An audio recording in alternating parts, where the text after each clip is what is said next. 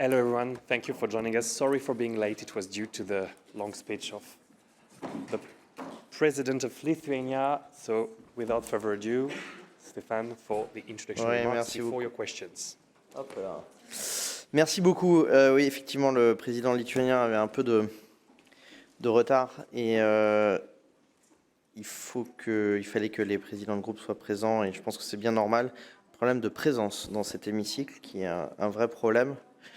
Notamment quand les premiers ministres interviennent. Je signalerai à la présidente du Parlement et on essaiera collectivement avec les présidents de groupe de renforcer cette présence parce que c'est aussi l'image du Parlement. Passons cette parenthèse. Je voulais vous remercier toutes et à tous d'être présents. Peut-être 3 sujets très rapidement pour balayer l'actualité de cette plénière avec vous. Nos débats sur l'avenir économique du continent et notamment sur la question industrielle, les débats sur l'achat en commun de munitions pour l'Ukraine. C'est un débat qu'a porté le groupe Renew dans les débats qui auront lieu notamment lundi, et la question des migrations et de l'asile qui est un sujet après les drames répétés au large des côtes italiennes. Je commence peut-être sur le sujet économique de manière très rapide, mais évidemment si vous avez des questions sur ce sujet, j'y répondrai volontiers. J'aurai 2 fois d'ailleurs l'occasion de rappeler la position de mon groupe ce mercredi, d'abord lors du débat sur le Conseil européen, mais aussi lors du débat que nous avons porté avec le groupe Renew qui s'intitule « Plus d'Europe et plus d'emplois ». Ce sujet est au centre de nos priorités à Renew et nous avons travaillé depuis maintenant un certain nombre de temps sur des réponses à apporter qui doivent être à la hauteur de l'IRA américaine. L'exemple flagrant, c'est la question de Volkswagen notamment qui s'est posée dans ces quelques derniers jours et qui nous montre qu'il faut agir sur les 3 volets. La Commission européenne proposera des propositions sur ce point, mais à la fois sur la baisse des prix et l'approvisionnement en matières premières. Et là-dessus, je donne un point positif, en tout cas, à la proposition de la Commission et ce que j'ai pu lire et ce que j'ai pu entendre sur ces questions-là. Et ça va plutôt dans la bonne direction. Sur les financements, qui est le 2e volet, privé et public. Et là, je pense qu'on peut faire mieux, puisqu'on est encore un peu en contretemps. On a porté des sujets notamment sur la réforme du pacte de stabilité et de croissance, sur la question du fonds de souveraineté qui ne sont pas encore abordés et qui peuvent être une des palettes de la réponse européenne à l'IRA. Des relations stables avec tous nos partenaires. J'ai eu l'occasion hier d'en parler avec la présidente de la Commission lorsque nous nous sommes rencontrés. L'accès à nos marchés doit être réciproque et régulier. Et si nous n'avons pas d'exemption sur le marché américain et partout, il y aura de la concurrence déloyale. On doit donc prendre des dispositions européennes pour tout de suite, d'ailleurs, pour remettre de l'équité et surtout permettre à nos clean tech de se développer sur notre sol européen. Ce sont les emplois de demain. Cette question, ce sont les emplois de demain.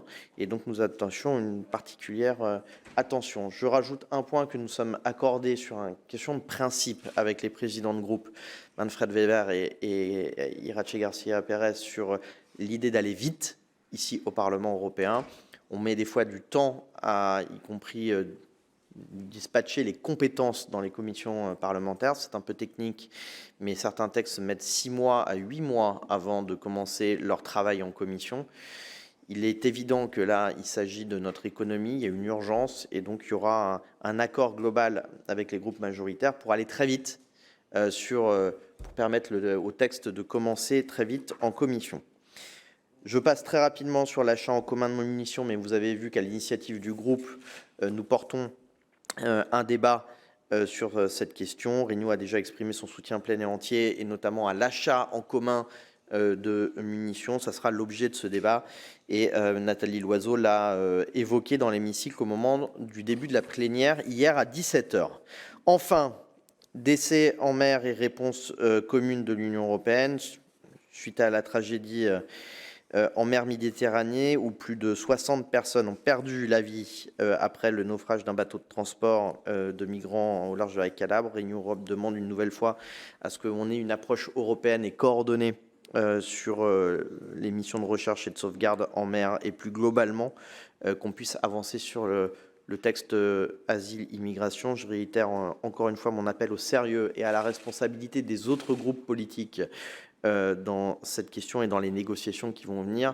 De la même manière que les questions industrielles sont importantes, les questions migratoires aujourd'hui sont essentielles.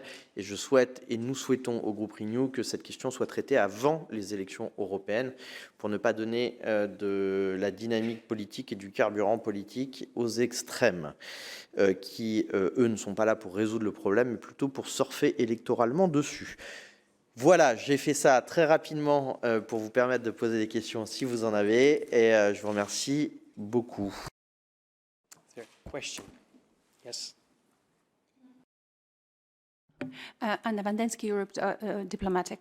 J'ai la question, parce que vous avez mentionné l'Iran maintenant, et j'ai la question, comment vous voyez-vous Iran? Vous parlez maintenant d'Iran, vous mentionnez Iran, non? Non, donc, mais de toute façon, c'est donc moi que j'ai rêvé ça. Parce que moi, j'aurais voulu que vous estimez, donner votre opinion concernant cette nouvelle alliance entre l'Arabie saoudite et l'Iran, parce que la presse discute beaucoup. Qu'est-ce qu'on peut attendre dans la région, parce qu'il y a beaucoup de tensions aussi vis-à-vis la réaction Israël, parce qu'Israël est très concerné aussi par cette nouvelle alliance entre l'Iran et l'Arabie saoudite. Je ne vais pas vous dire de bêtises, parce que l'Iran, notre sujet d'actualité sur l'Iran, ça reste le combat et le soutien aux Iraniens qui est un combat pour la liberté et l'ADN. Et à partir du moment où effectivement la contre-offensive plutôt réactionnaire et conservatrice devait s'étendre dans la région, ça nous posera évidemment un problème. Donc soutien pour le temps qui nous est accordé est toujours important sur notamment les femmes iraniennes. Il y aura un certain nombre d'événements, de campagnes politiques en soutien. Mais après, on reste très attentif à ce qui se passe évidemment dans la région, mais je n'ai pas plus d'informations ou plus de communication à vous dire là-dessus. Emmanuel. Bonjour, Emmanuel Beretta, Le Point. Stéphane, tu dois t'attendre à cette question. Est-ce que vous avez un dialogue avec les libéraux allemands au sein de votre groupe pour essayer de comprendre ce qu'ils veulent exactement pour sortir de l'impasse sur la fin du moteur thermique? Et qu'est-ce qu'ils vous disent?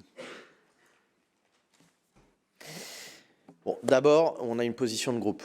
Elle est claire, elle doit être réaffirmée. Nous soutenons le compromis et le travail qui a été notamment réalisé par notre rapporteur, qui a été un rapporteur Renew sur ce texte, Yann Huitema, qui est membre de notre groupe, et nous soutenons la position qui a été adoptée par le Parlement européen et qui implique effectivement de manière très claire la fin des véhicules, la vente de nouvelles véhicules thermiques en 2035. Pour ce qui est politiquement de l'organisation, j'ai entendu les autres précédents groupes là, qui se sont précédés, qui me renvoient la responsabilité, là où même la question est à la fois allemande et de coalition. Et donc, je retourne la responsabilité collective dans ce moment-là. La position de mon groupe est assez claire. Nous avons des contacts avec les libéraux allemands, évidemment, puisqu'ils font partie de notre famille. Ils ont toujours eu, d'ailleurs, ils ont toujours été en décalage par rapport, y compris aux négociations, donc c'est pas nouveau. On fait fin de découvrir la position du FDP ou des Allemands sur ce sujet-là. Mais on a eu cette discussion pendant toute la négociation. Il s'est dessiné une majorité au sein de mon groupe, au sein du Parlement européen. Une procédure a eu lieu, le trilogue a eu lieu, et maintenant, la balle est dans le camp du Conseil. Et donc, moi, je ne peux que appuyer, en tout cas, la position du Parlement européen, dire que la question notamment de la démocratie et de nos procédures parlementaires de codécision avec le Conseil sont importantes, et je tiens à ce que, en tout cas, les accords qui se sont passés en trilogue et les positions du Conseil ne soient pas volatiles en fonction des majorités et en fonction des contextes nationaux. Mais que vous dire que, évidemment, il y a un décalage, en tout cas, de perception et même de positionnement politique. On considère les arguments qui sont apportés sur le fait que nos industries seraient en retard sont justement des arguments qui prônent pour qu'on puisse aller plus rapidement et plus vite sur la question de l'électrique. Ce débat, il a lieu maintenant au Conseil, il a plus lieu au Parlement. Pour moi, la question a été tranchée. One last question. Yes. Papa Dimitriou, my name. I work for Deutsche Welle and the Greek press. My question, we see that on Thursday there is a debate over lack of member state cooperation with spyware inquiry. I think your political group is very active in this direction. In fact, for Ms. Infeld is chief of the PEGA commission investigating the issue. Yes, and the Should I question, sorry? If you could just elaborate a little bit more on that point. First of all, which countries are meant by this question? Ouais. Moi, je dirais que c'est plutôt une question pour le rapporteur. Je vous invite à lui poser la question. Sur la question de PEGA, il y a eu un consensus politique global pour que cette question soit traitée au Parlement européen, et je considère qu'elle est encore légitime. Et que, par ailleurs, la Commission a toute compétence pour aller chercher dans tous les autres États membres s'il y avait eu des problèmes. Donc, par contre, sur votre question précise, je pense qu'il faudra peut-être aborder ça avec le rapporteur, qui est Sophie Invelt dans notre groupe, et qui sera évidemment très contente de vous répondre.